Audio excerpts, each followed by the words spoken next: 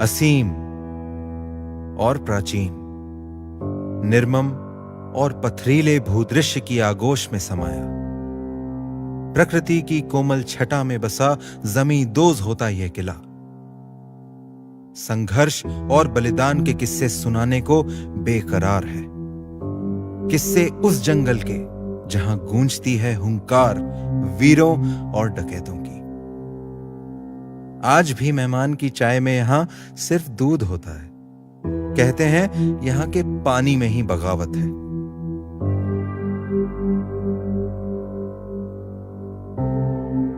उसी पानी से सींचा हुआ बागी डकैतों को पनाह देने वाला यह जंगल आज जानवरों का स्वर्ग है।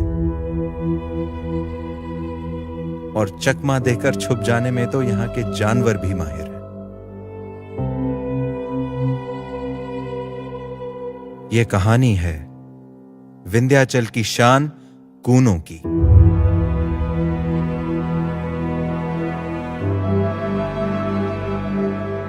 (750 वर्ग किलोमीटर में फैला कूनो राष्ट्रीय उद्यान, दीवाना बना देने वाले दृश्य, हर मोड़ पर रहस्य और रोमांच, शर्मीले जंगली जानवरों का घर कूनो।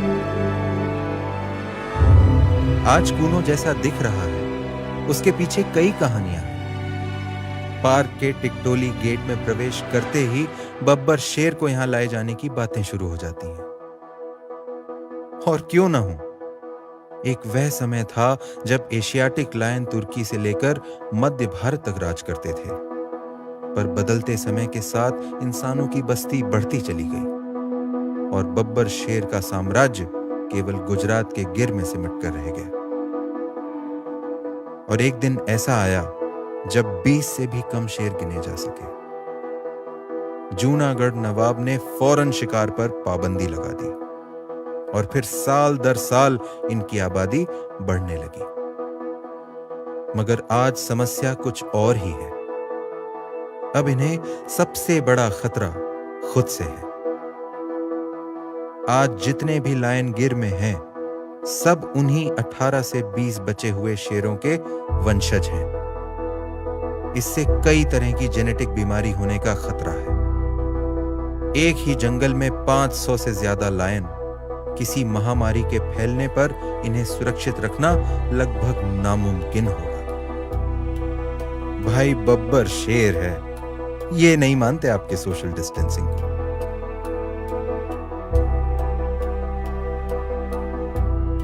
वाइल्ड लाइफ के जानकार इस बात पर तो एकमत थे। गिर के बब्बर शेरों को अब जल्द ही एक नए घर की जरूरत थी। तो 1991 में wild life institute of India ने एक अध्ययन शुरू किया और कई जंगलों के आकलन के बाद मध्य प्रदेश के Kuno Palpur wild life sanctuary को सबसे माकूल पाया गया। यहां का मौसम और माहौल दोनों ही काफी कुछ सासन गिर जैसा था। शेर को नया घर देना था, उसके पुराने घर जैसा होना तो जरूरी था ना। और जनाब, लायन लाने की बात कोई नई थोड़ी है। 1920 के आसपास महाराजा माधवराव सिंधिया प्रथम पूरे लाव लश्कर के साथ अफ्रीका से कुछ लायन यहां ले आए थे।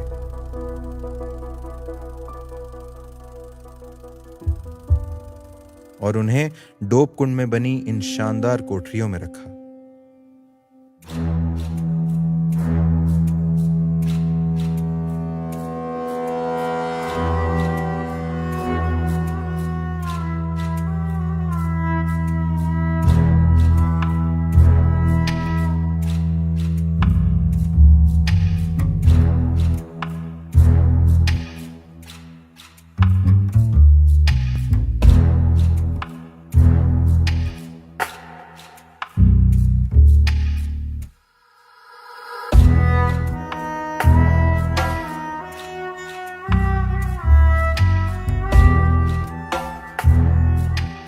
उनका सपना था इन्हें खुले जंगल में छोड़े ताकि इस भूदृश्य में बब्बर शेर की आबादी को दोबारा स्थापित किया जा सके।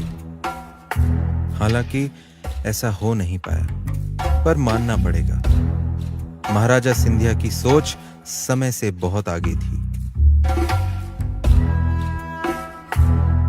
डोप कुंड के पास रहने वालों की माने तो आज भी रात में इस खाई में बब्बर शेर की दहाड़ गूंजती सुनी जा सकती है। दिमाग तो इस कहानी को नहीं मानता, पर दिल है कि मानता नहीं। फिर जब वन विभाग ने इस पर विधिवत रूप से काम शुरू किया तो उद्देश्य था शेरों को आजादी और सुकून में रहने लायक एक घर देना, और इसके लिए जरूरी था कूनो अभयारण्य में बसे सभी 24 गांवों में रहने वाले 1500 से ज्यादा परिवारों को यहां से विस्थापित करना। गांव वालों की भलाई और सुरक्षा भी इसी में थी। क्या है ना, मिस्टर एंड मिसेस सिंह को शांत माहौल में रहना पसंद है। यहां रहने वाले सहरिया और बाकी समुदाय के लोगों ने सिंहों के लिए विस्थापन के कठिन रास्ते को खुशी खुशी अपना लिया। वैसे भी बाहरी दुनिया से कटकर जंगल में रहना आसान नहीं था। नदी के आसपास की जमीन उपजाऊ तो थी, पर दूसरी तरफ यह चट्टानें डकैतों को भी पनाह देती थी।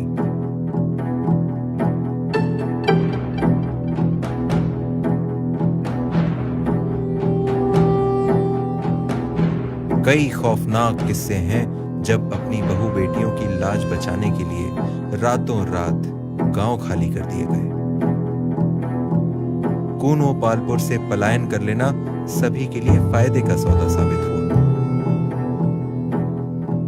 विस्थापन का इतना बड़ा प्रोजेक्ट पालपुर राजा श्री जगमोहन सिंह के समर्थन के बिना संभव नहीं था। आखिर गांव वालों को उन पर अटूट भरोसा था। राजा, प्रजा और शासन के मिले जुले प्रयासों से सभी 24 गांवों को 1998 से 2003 के बीच कूनो से बाहर अगरा ग्राम में विस्थापित कर दिया गया।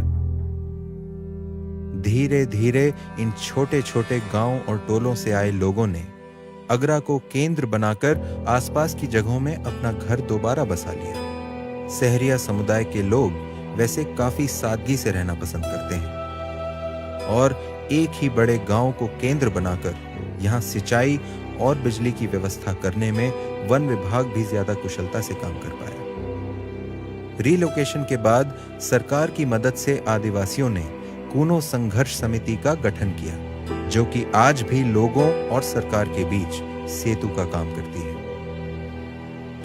आज पलटकर जंगल की तरफ देखें तो गांव के कुछ निशान बाकी हैं, पर ना जाने क्यों इन टूटी दीवारों को देखकर सन्नाटे का नहीं बल्कि सुकून का एहसास होता है। दिल थोड़ा रुआंसा भी होता है इन लोगों के बलिदान को देखकर, जो जंगल की भलाई के लिए अपना घर छोड़कर चले गए।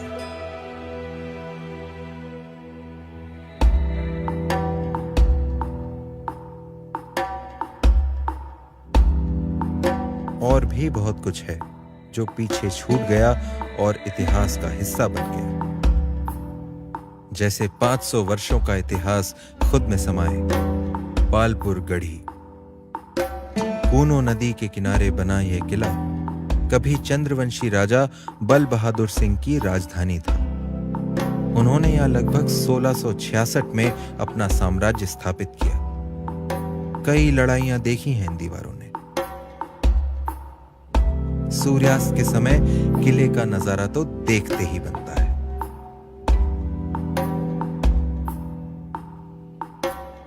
आमेट का किला तो अब लगभग पूरा ही जंगल की आगोश में आ गया है। भव्य और विस्मयकारी मैटोनी किले को देखकर तो समझ ही नहीं आता जंगल ज्यादा पुराना है या किला।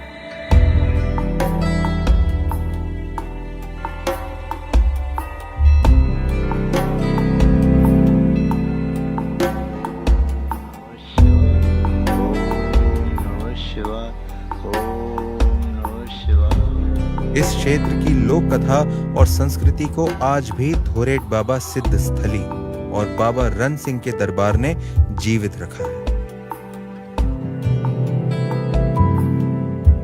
ये आंखें अपने नए शासक का इंतजार करते करते अब बहुत बूढ़ी हो गई। सालों पहले जब बागी डकैतों का इन गांवों पर अचानक हमला करके लूट लेना आम बात थी, तब यहाँ के निवासियों ने दूर दूर तक नजर रखने के लिए ऐसे मोर्चे बनाए थे।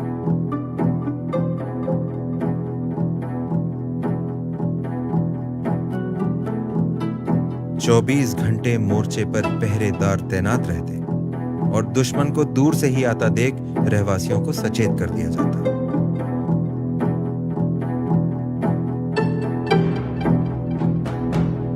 जंगल में पहरेदारी के लिए वॉच टावर बनाने की तरकीब शायद यहीं से आई।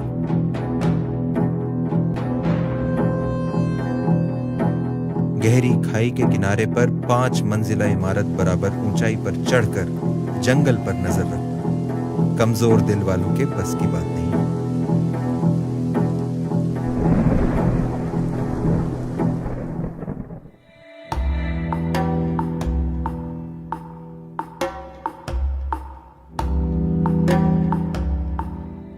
जंगली जानवरों को सुरक्षा देना तो एक बात है, पर उन्हें यह अपना घर लगे, इसके लिए खाने और पीने की व्यवस्था उतनी ही जरूरी है।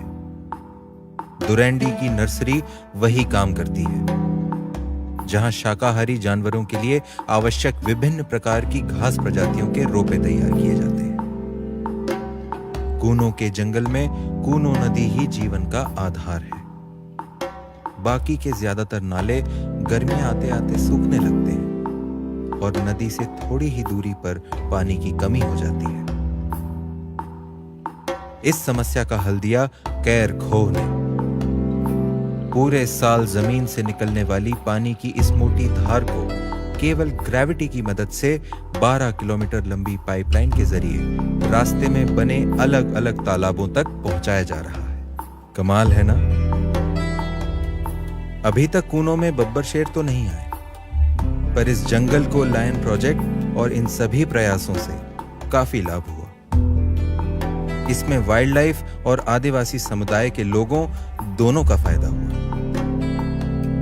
अरावली और माधव नेशनल पार्क के बीच बैठे कूनों को जंगली जानवर तो हाईवे की तरह इस्तेमाल करते हैं। राजस्थान के रणथंभौर और मुकुंदरा हिल्स टाइगर रिजर्व के बाशिंदे भी खुद ही यहां आते जाते रहते हैं। करधई और खैर के इस जंगल में आते ही हर तरफ जंगली जानवर दिखते हैं। यहाँ के घास मैदान अफ्रीकन सवाना की याद दिलाते हैं और इनमें से कई घास मैदान तो कान्हा और बांधवगढ़ के मैदानों से भी बड़े हैं। करधई के बारे में माना जाता है कि बारिश आने से पहले हवा की नमी से ही यह पेड़ हरा होने लगता है। हार न मानना तो कोई इनसे सीखे। कभी हार न मानने का यही जज्बा कूनों की भी पहचान है। और अचानक ही यहां एक सागौन का जंगल सामने आ जाता है, जैसे मानो पूर्वी मध्य प्रदेश से उठाकर किसी ने इसे यहां सजावट के लिए रख दिया। आगे झुंड में चीतल, पीछे विंध्याचल। अद्भुत नजारा है और चिड़िया में उत्सुकता रखने वालों के लिए तो यह जन्नत से कम नहीं।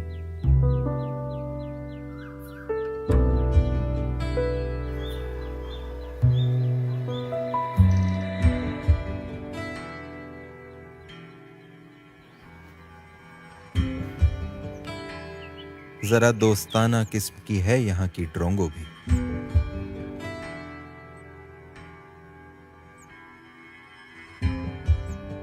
जैसे ही जंगल को थोड़ी सुरक्षा मिली, शाकाहारी जानवरों का घनत्व प्रति स्क्वायर किलोमीटर 2.5 से बढ़कर आज 65 हो चुका है।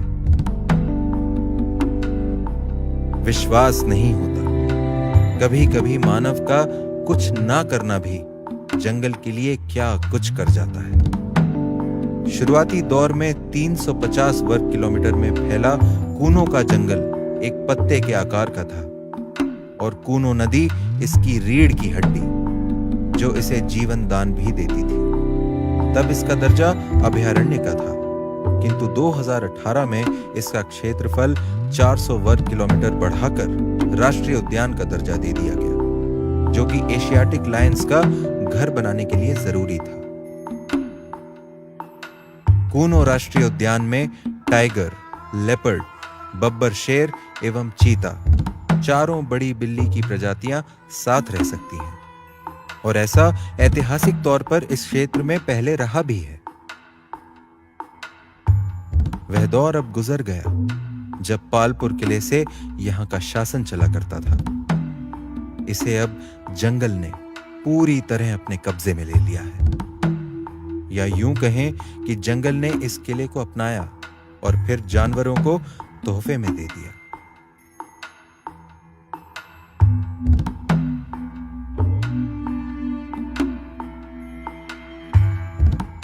सोने सी चमकती धूप में यहां दिन भर लंगूर खेलते कूदते दिख जाते हैं, पर धूप और छांव का बड़ा गहरा रिश्ता है, और जैसे ही सूरज ढलता है, यहां का राजकुमार सिंहासन की ओर बढ़ता है, पर वह जानता है कि वह केवल इस सल्तनत का रखवाला है। कूनो की प्रजा को अब भी इंतजार है अपने असली शासक का।